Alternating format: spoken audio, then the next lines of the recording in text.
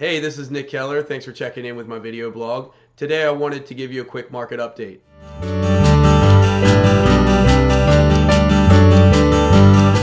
All right, so a lot of questions I get this time of year, especially since we've just come off an election, is it a buyer's market? Is it a seller's market? How the market is performing? So I wanted to touch on that today. Before I get into it, I think it's really important to understand that the market is impacted by the seasons, and that does impact the ebb and flow of things. So typically in the spring, things move at more of a frenetic pace.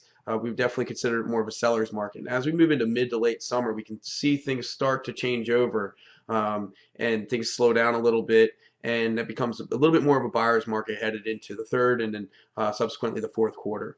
So what's going on with current inventory? I could say that there's not a whole lot in our area coming on right now. So if you're a buyer in the market, you've probably seen and felt that there's just not as much new inventory coming on to choose from, which leaves us what's currently on the market, which is sitting a little longer.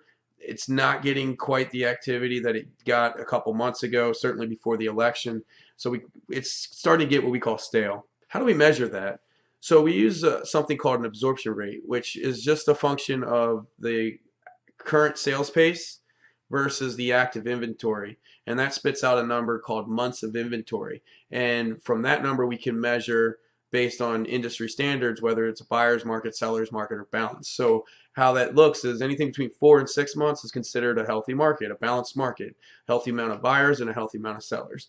Anything less than 4 months, 3 months or less, is considered a seller's market. Things are selling faster than the current inventory can keep up. And then subsequently, anything more than 6 months, things aren't selling as fast as they are coming on the market. So it's a buyer's market. There's more inventory than there is sales pace. So right now in our area, we're still in between that 4 to 6 month marker. So we're still considered a balanced market. However, we're starting to see things creep up closer to that 6 month range. So moving a little bit more towards a buyer's market, which is not uncommon this time of year. So interest rates, where are they? That's kind of a hot button topic since we've had the election. They've obviously gone up. There's no secret about that. And what does that mean? How does it impact buyers? Well, there's no sugarcoating it. It definitely impacts affordability, which your purchasing power can be. So if you've been in the market and you've been searching and now interest rates have jumped on you, you should check in with your lending professional to see where that puts you in terms of purchase price based on where you want to keep your mortgage, because it does impact it.